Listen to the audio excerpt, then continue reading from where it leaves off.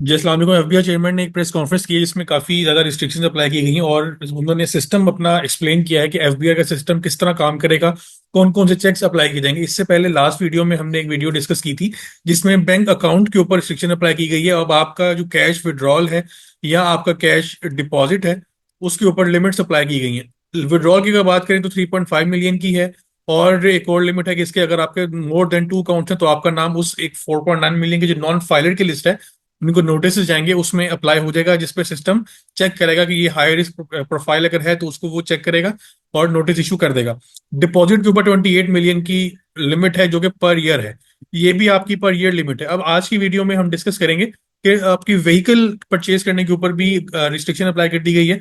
Purchase करने के साथ साथ जो आप एक व्हीकल एक नॉन फाइलर के पास ऑनरशिप में है उसको एक रिस्ट्रिक्ट कर दिया गया है सिस्टम में चेक लगा के। उससे ज्यादा की वैल्यू अगर उसके पास व्हीकल पड़ी होंगी तो उसको नोटिस इशू किया जाएगा। उससे पहले मैंने क्लिप ऐड किया, वो क्लिप एक दफा देख लें जिसमें एफबीआई चेयरमैन बता रहे हैं, एक्सप्लेन कर रहे हैं कि किस तरह का सिस्टम में अप्लाई किया गया है। तो हमने इंसेंशली 4.9 मिलियन नॉन फाइलर का डेटा लिया जिनके पास कुछ ना कुछ था, किसी ना किसी डेटा में था, और फिर उसके ऊपर एक बड़ा सख्त चेक लगाया। और वो चेक क्या था?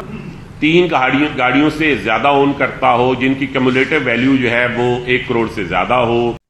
जी, तो जैसे आपने इस क्लिप में देखा है, एक्सप्लेन उन्होंने इस तरह किया है कि दो चेक्स लगाए गए हैं। पहला चेक व्हीकल के ऊपर कौन सा है कि एक नॉन फाइलर अगर है और उसका जो नाम है वो उस लिस्ट में शामिल है जो 4.9 मिलियन की है, उसके पास अगर 3 गाड़ियां हैं, ठीक है, 3 व्हीकल्स हैं, और उसकी जो वैल्यू है अगर हम 3 व्हीकल्स का टोटल करें यहाँ पे तो वो निकलता है 1 करोड़ से ज्यादा, या तकरीबन 1 करोड़ तक की अगर वैल्यू निकलती है। 3 गाड़ियां हैं और जिनकी टोटल वैल्यू निकल रही है 1 करोड़ रुपया, तो वो अगर नॉन फाइलर होगा बंदा तो उसको नोटिस रिसीव होगा। अब ये डाटा एफबीआई के पास कहाँ से रिसीव होगा? एक्साइज डिपार्टमेंट है, वो सारा डाटा टोकन टैक्स का कलेक्ट करके फॉरवर्ड करता है एफबीआर को।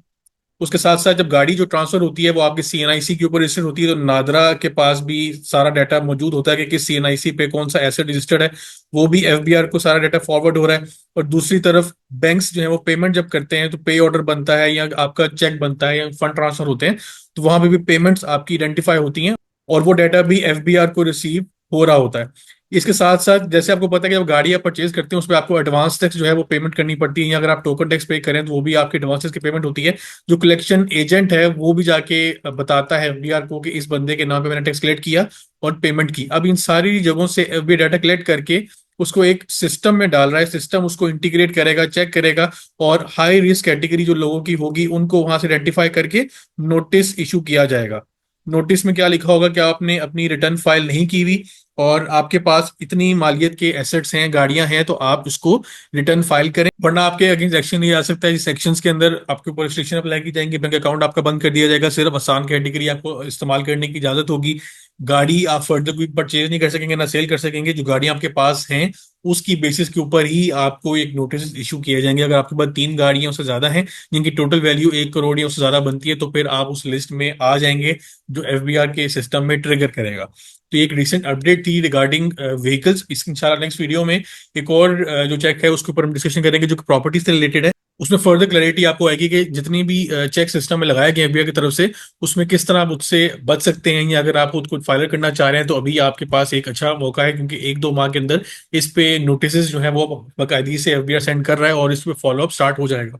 तो बेहतर है कि अपनी रिटर्न फाइल कर दें ताकि आप इन सारे मसलों से निकल सकें। इंशाल्लाह नेक्स्ट वीडियो में टॉपिक पे डिस्कशन होगी। अपनी ख्याल रखिएगा। अल्लाह हाफिज़। आपसे रिक्वेस्ट है, मैंने अपने व्हाट्सएप पे चैनल बनाया है सीए पैकेज शेख के नाम से। इसमें जितनी भी रीसेंट अपडेट्स हैं वो आपको एक्सक्लूसिवली यहाँ पे अवेलेबल होंगी, रियल टाइम पे आपसे शेयर की जाएंगी। उसके बाद वीडियो में जो भी मैं डिस्कशन करता हूँ उसको मैं पहले ही ग्रुप में बता दूंगा इंशाल्लाह कि जो आज हम डिस्कशन करेंगे वो किस टॉपिक के ऊपर होगी।